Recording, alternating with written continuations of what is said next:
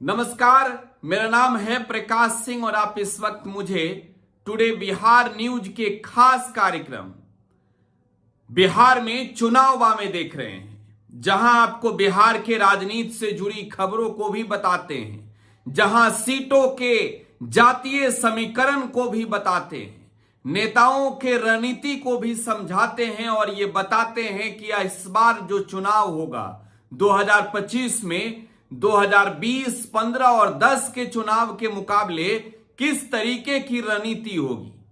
बिहार में महागठबंधन बनाम एनडीए और जनसुराज के बीच सीधा मुकाबला होना है। लड़ाई त्रिकोणीय है, फैसला बिहार की जनता करेगी। और आपको बता दें कि एक और महागठबंधन के चेहरे के तौर पर तेजस्वी प्रसाद यादव हैं, एनडीए के चेहरे के तौर पर नीतीश कुमार हैं, जनसुराज के चेहरे के तौर पर प्रशांत किशोर हैं और ये त्रिकोणीय लड़ाई बिहार के सभी 243 सीटों पर होनी है। हमने पश्चिमी चंपारण के वाल्मीकि नगर से सीटों के सियासी गणित को बताने की शुरुआत की और इस वक्त अब हम पश्चिमी चंपारण के 3 ऐसे विधानसभा सीटों के बारे में बताने जा रहे हैं जहां महागठबंधन भी एक सीट पर मजबूत स्थिति में रही है। देखिए, हमने वाल्मीकि नगर की बात कर ली, हमने नरकटियागंज की बात कर ली, हमने लौरिया की बात कर ली, नौतन की बात कर ली, बागाहा की बात कर ली। बातें तो हो गई है, बातें तो होती रहेगी, लेकिन हम बात आज करेंगे चनपटिया की, हम आज बात करेंगे सिकटा की, हम आज बात करेंगे बेतिया की। तो दोस्तों, चंपारण से शुरुआत है और चंपारण का ही हिसाब किताब अभी समझना आपके लिए बाकी है। चंपारण भाजपा के लिए एक ऐसा किला है जिससे अभी तक भेद नहीं कर पाई है महागठबंधन। भाजपा बड़ी सेफ जोन समझती है पश्चिमी और पूर्वी चंपारण को। जब बिहार में बीजेपी के नेतृत्व में एनडीए चुनाव लड़ी, तब भी भाजपा के लिए मजबूती जहां से मिली वो क्षेत्र जो है वो चंपारण का है, पूर्वी चंपारण, पश्चिमी चंपारण। तो खैर, हमने शुरुआत कर दी है तो आपको हिसाब किताब के साथ ये बताएंगे। और सबसे पहले दोस्तों, शुरुआत कहां से की जाए, तो शुरुआत बिहार के चनपटिया विधानसभा सीट से। देखिए, 2020 का ये चुनावी नतीजा आपको दिखा रहे हैं, आपके मोबाइल स्क्रीन पर है। 2020 का ये चुनावी नतीजा है, जहां आप इस वक्त 2020 में बीजेपी के उमाकांत सिंह को देख रहे होंगे, जिन्हें वोट मिला कुल 83,828। यहां पर कांग्रेस से अभिषेक रंजन चुनाव लड़े, 70,359 वोट मिला। यहां निर्दलीय मनीष कश्यप, एक चर्चित यूट्यूबर हैं, बीजेपी में अब आ गए हैं, इंतजार है कि भाई चनपटिया से टिकट उकट मिल जाए तो चुनाव लड़ लें। इन्हें वोट मिला 9,239। यहां पर आरएलएसपी चुनाव लड़ती है, संतोष गुप्ता चुनाव लड़े, 3526 वोट मिला। नोटा भी यहां पर बहुत दमखम के साथ 2910 वोट लाया। 2015 में इस सीट पर प्रकाश राय चुनाव लड़े, भाजपा से चुनाव जीते, जिन्हें 61,304 वोट मिले। और यहां पर जो है वो एनएन शाही, एक प्रसिद्ध नेता है जो जेडीयू से चुनाव लड़े, महागठबंधन में तब जेडीयू थी। यहां पर उन्हें 60,840 वोट मिला। और यहां पर लेफ्ट से भाकपा चुनाव लड़ी, ओम प्रकाश क्रांति चुनाव लड़े यहां पर, जिन्हें 10,000 वोट मिला। निर्दलीय कैंडिडेट मनीष कुमार, बसंत सिंह, इनकी बड़ी भूमिका रही है, 10 से 11,000 वोट इन लोगों ने काटे। और नोटा यहां पर 4500 रहा है। तो 2015 में भी ये सीट जो है वो भाजपा ने ही जीती थी। और 2010 की बात की जाए तो एजाज हुसैन को हराकर चंद्रमोहन राय चुनाव जीते थे। बसपा के टिकट पर चुनाव लड़े थे 10 में एजाज हुसैन। और यहां पर जो है वो तब महागठबंधन नहीं था, कांग्रेस चुनाव लड़ी थी और कांग्रेस के कैंडिडेट को हार का सामना करना पड़ा था। मात्र 8% वोट मिले थे, 9131 वोट। और यहां पर जो महागठबंधन से लोजपा के उम्मीदवार थे शेख सफरुद्दीन उन्हें 7623 वोट मिला था। तो ये तीनों बार जो बीजेपी ने जीत हासिल की है, आपने गौर क्या किया इसमें? आपने क्या देखा? इस सीट पर जो हार जीत का हिसाब है, इस सीट पर जो गणित है, वो कांग्रेस लड़ती है। और देखिए, मैं इस बार आपको जानकारी दे दूं, चनपटिया की सीट राष्ट्रीय जनता दल लड़ने जा रही है। और यहां का जो चुनावी गणित है, देखिए यहां पर यादव भी हैं, मुसलमान भी हैं, बड़ी भूमिका है इनकी। और इस बार कैंडिडेट की तलाश भी है। लेकिन महागठबंधन की तो छोड़िए, एनडीए में भी दो फार होगा। उमाकांत सिंह सिटिंग एमएलए हैं, वो टिकट की रेस में खुद को देख रहे हैं। और वहां पर मनीष कश्यप भी खुद को सोच रहे हैं कि इस बार तो भाजपा से ही आजमाएंगे भाई। तो भाजपा में भी बवंडर है। इस बार चनपटिया विधानसभा सीट पर सीधी लड़ाई होती है। इस बार आरजेडी से लड़ाई होगी। गणित समझ रहे हैं ना आप गणित समझ रहे हैं ना कि जब बसपा लड़ी तो मुस्लिम वोट जो है वो एक साथ बसपा के साथ चली गई, वो कांग्रेस में बटी और लोजपा के साथ गई, लेकिन सबसे ज्यादा वोट बसपा ने हासिल कर लिया। इस बार गठबंधन का फायदा मिलना चाहिए, क्योंकि यहां पर लोक जनशक्ति पार्टी के जो कैंडिडेट होंगे, माफी चाहूंगा, लोक जनशक्ति पार्टी की मैंने जिक्र की, यहां पर जो जनसुराज के कैंडिडेट होंगे उनकी भूमिका बहुत बड़ी होनी है। लेकिन सिकटा का क्या? सिकटा विधानसभा सीट, पूरे पश्चिमी चंपारण में बस एक विधानसभा सीट जहां पर लेफ्ट ने जीत हासिल की, लेफ्ट ने। और यहां के जो लेफ्ट के कैंडिडेट हैं वो कई बार आजमा चुके हैं, बार बार मिली हार के बाद जीत की उम्मीद से लड़े। और हम आपको 2020 से दिखा रहे हैं, एक बार देखिए, जरा देखिए। आपको देखना पड़ेगा कि वीरेंद्र प्रसाद गुप्ता सीपीआईएमएल से चुनाव लड़े और चुनाव जीते। 49,075 वोट इन्हें मिला।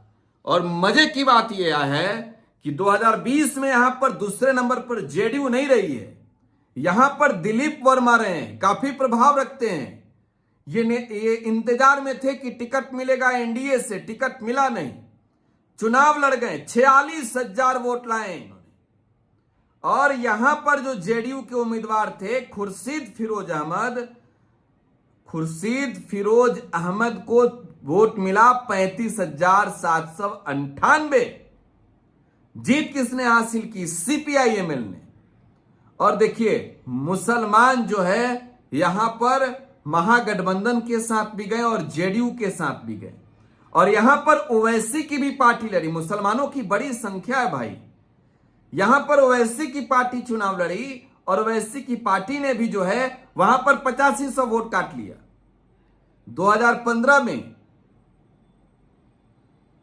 खुर्शीद उर्फ फिरोजाबाद जो है जेडीयू से चुनाव लड़ गए, जो 2020 में चुनाव हार गए थे। दिलीप वर्मा भाजपा से लड़े, दिलीप वर्मा हार गए। दिलीप वर्मा 2020 का चुनाव निर्दलीय लड़ गए। और यहां पर वीरेंद्र प्रसाद गुप्ता जो सीपीआईएमएल के कैंडिडेट थे, इनके वोट से हारे हैं वो, इन्होंने 5600 वोट काटे।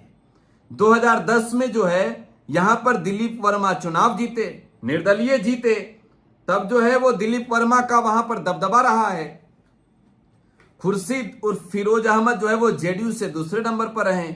यहां पर महागठबंधन में लोजपा थी, तो महागठबंधन से लोजपा जो है वो तीसरे नंबर पर रही, जिसे 8779 वोट मिला। तो देखिए, खास तो बात यह है कि सिकटा में जो मुस्लिम है वो बटते। और एक दिलचस्प आपने देखा होगा इस गणित में, दिलीप वर्मा का नाम। देखिए, दिलीप वर्मा भारतीय जनता पार्टी के साथ भी रहे, दिलीप वर्मा निर्दलीय चुनाव लड़े, दिलीप वर्मा जो है वो फिर निर्दलीय, एक बार दिलीप वर्मा निर्दलीय जीते हैं 2010 का चुनाव। तो एक तौर पर आप कह सकते हैं कि दबदबा इनका है। 2020 में दूसरे नंबर पर रहे। तो महागठबंधन से इस बार बड़ी सोची समझी रणनीति होगी, बड़ी सोची समझी रणनीति। और उस रणनीति का भेद अगले किसी रिपोर्ट में बताएंगे जब सिकटा का जिक्र करेंगे। और एनडीए से ये सीट जो है जेडीयू मांग रही है, भाजपा यहां पर लड़ना चाहती है। भाजपा करेगी भाई हमको लड़ने तो, जेडीयू करेगी हम लड़ेंगे। कैंडिडेट दोनों गठबंधन के दलों के तैयार हैं। बेतिया सीट महत्वपूर्ण है भाई। बेतिया को जीतना है इस बार तेजस्वी यादव को। ताकत लगाई है तेजस्वी यादव ने, कई चेहरों का जो है वो नाम है, लेकिन बेतिया की गणित को समझा जाए क्या एक बार? बेतिया में उल्टा चलते हैं 2010 से। बेतिया का गणित जो है वो उल्टा समझा जाए, क्योंकि उल्टा समझने पर किस्सा मजेदार होगा। 2010 में बेतिया में रेणु देवी चुनाव लड़ी, भाजपा से चुनाव जीत गई और इन्होंने जो है निर्दलीय उम्मीदवार अनिल झा को हराया। मदन मोहन तिवारी कांग्रेस से लड़े, जिन्हें हार का सामना करना पड़ा, तीसरे नंबर पर गए और पहली दफे बड़ी जीत हासिल की रेणु देवी ने 2010 में। इन्होंने जो है वो बड़े अंतर के साथ हराया था मैदान में, क्योंकि यहां पर लोजपा, कांग्रेस और जो इंडिपेंडेंट कैंडिडेट थे उन्होंने एक बड़ी भूमिका निभा दी और यादव वोटर बट गए, ब्राह्मण वोटर बट गए और इसका सीधा फायदा जो है वो रेणु देवी को मिला। वैसे वोटरों ने जिता दिया।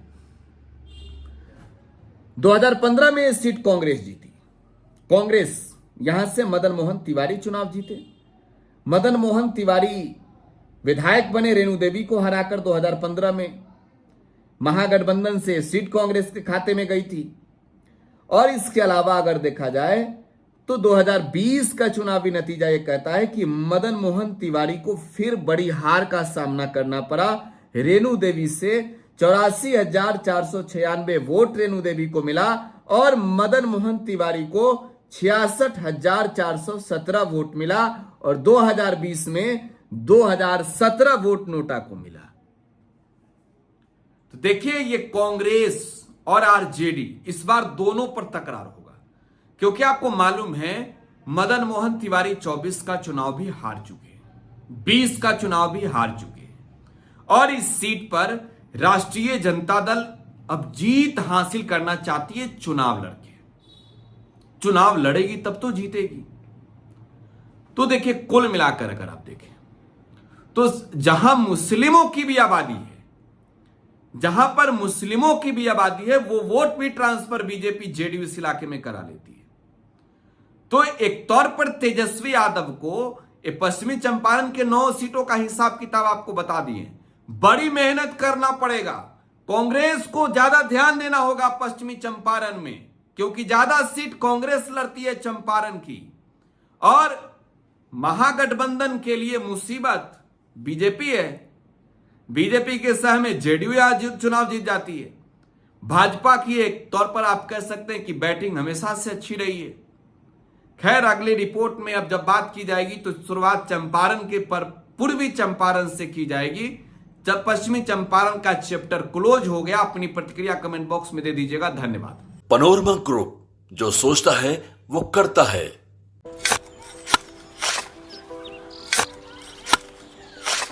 नई का साल मुबारक हो चाचा। मुबारक।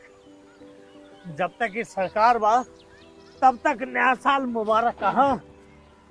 का बात करत बात ई बा, साल चाहे नया होके दिन चाहे, हमार जिंदगी में तो बस दुख है, दुख बा।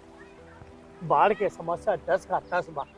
फसल बर्बाद हो जाला या ऑन पॉन बिक जाला, ना कोई उपाय बा ना कोई राहत। बात तो सच बा चाचा। फिर से बाहर जाए के सोचे पड़ रहे हैं। इस सरकार से कुछ ना हुई। कबू कबू तो लागेला हमरे मजदूरन की जिंदगी में कोनो नया साल सच में मुबारक हुई। नया साल तो तब मुबारक हुई जब नई सरकार आई। बात तो सही बा चाचा। नया साल, नई सरकार, नया संकल्प, नया बिहार।